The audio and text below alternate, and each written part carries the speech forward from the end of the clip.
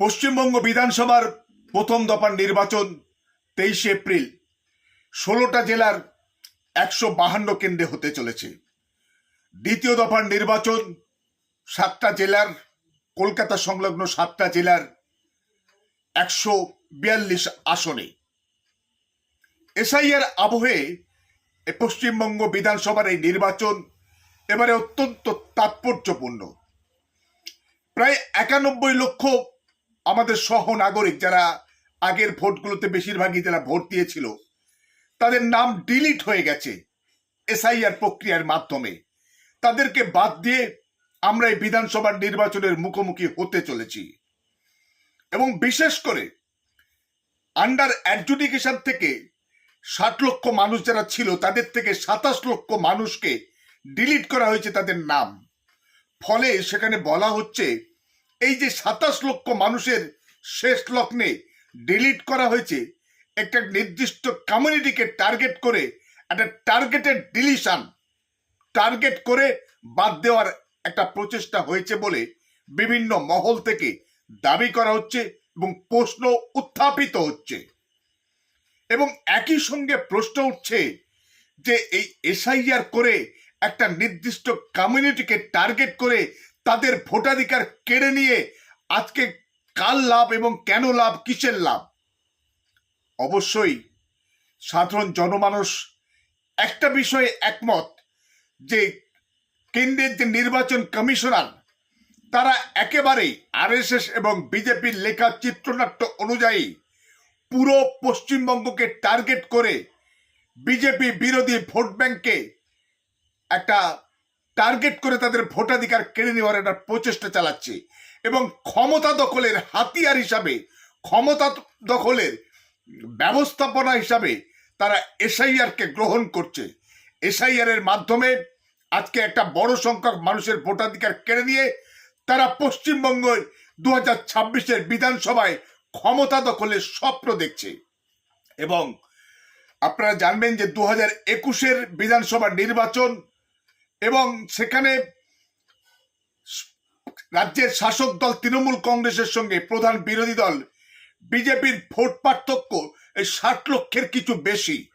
ফলে 90-91 লক্ষ লোকের নাম বাদ দিয়ে আজকের বিজেপি ভাবছে তাহলে বুঝি তারা এই সুবিধা আদায় করে নেবে এই ডিলিশনের মাধ্যমে এই বিধানসভার নির্বাচন।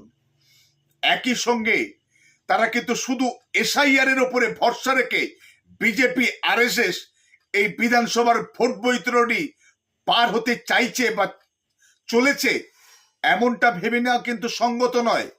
তার মধ্যে আরো অনেক পথ, আরো অনেক খেলা, আরো অনেক বিষয় আজকের বাংলার মানুষের সামনে চলে এসছে। ভাইরাল ভিডিও, সেখানে বলা হচ্ছে একেবারে 1000 কোটি টাকার ডিল, তাতে নাকি আবার 300 কোটি টাকার অ্যাডভান্স। দেশের প্রধানমন্ত্রী, যাকে নির্লজ্জ বললেও কম বলা হয়, তিনি এই ভিডিওর ব্যাপারে ব্যাটিং করলেন এই বলে যে এটা নাকি এআই। অত এই ভিডিওর যিনি অন্যতম কুশীলব, অন্যতম যিনি অভিনেতা, তিনি কিন্তু প্রথমে অস্বীকার করলেও পরবর্তীতে একেবারে সুস্পষ্টভাবে স্বীকার করে নিলেন, হ্যাঁ ওই ভিডিওটা আসলে অনেক বড় ছিল, ওটা ছোট দেখানো হয়েছে, অর্থাৎ ভিডিওটা সঠিক যথার্থ সেটা কিন্তু তিনি পরোক্ষে স্বীকার করে নিয়েছেন এবং দেশের প্রধানমন্ত্রীর বিরুদ্ধেই তার অবস্থান তিনি পরিষ্কার মানে মতামতের যে প্রধানমন্ত্রী ঠিক বলেননি এটাই তার কথা থেকে স্পষ্ট হয়েছে। কিন্তু দেশের প্রধানমন্ত্রী তারপরে তার অবস্থান চেঞ্জ করে দেশের মানুষের কাছে, বাংলার মানুষের কাছে ক্ষমা চাননি যে না ভিডিওটা এআই দিয়ে বানানো, আমি বলেছিলাম আমি ভুল বলেছি। কারণ যাকে ঘিরে এই ভিডিও তিনি যখন স্বীকার করে নিচ্ছেন আমার সেখানে বলাটা ভুল ছিল।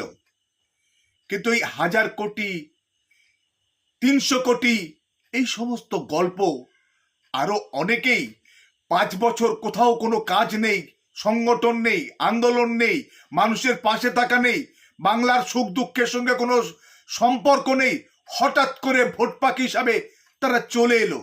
সব ভোট, সব লক্ষ্য সব টার্গেট সংখ্যালঘু ভোট ব্যাংক।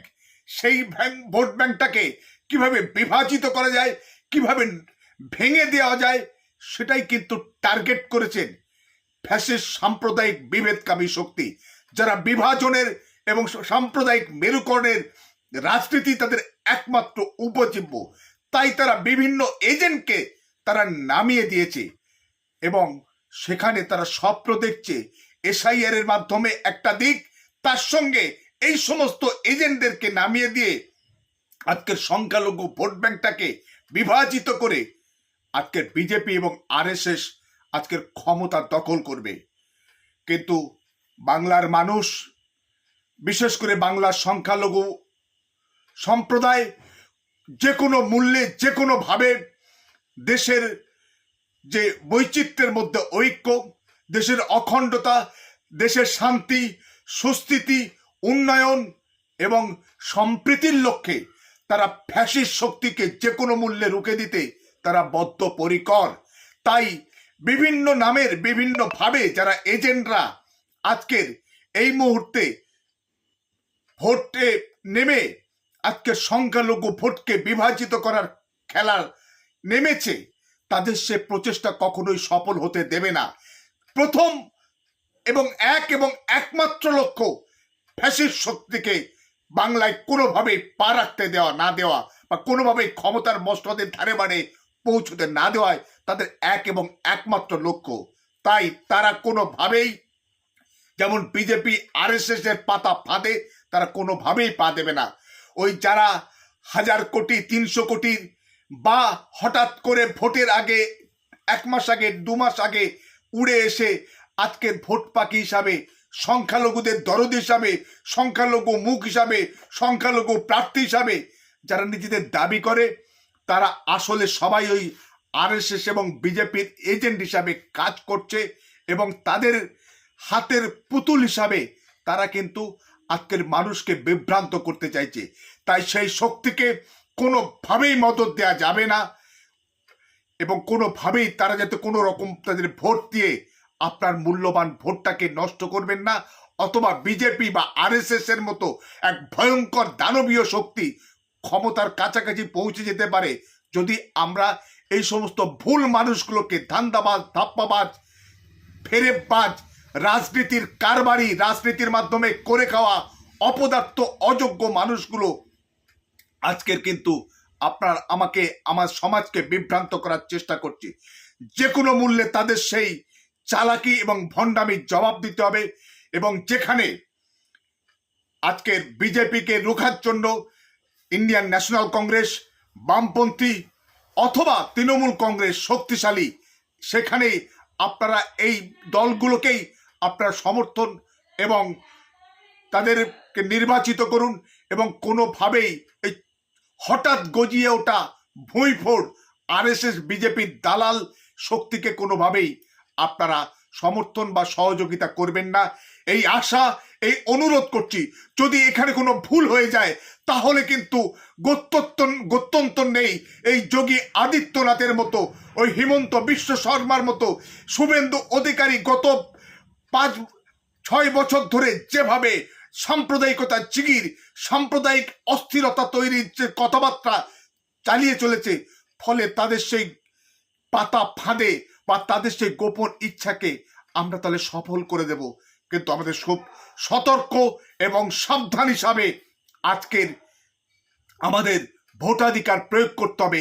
কোনোভাবেই যেন আরএসএস বা বিজেপি তারা যেন লাভবান না হয়।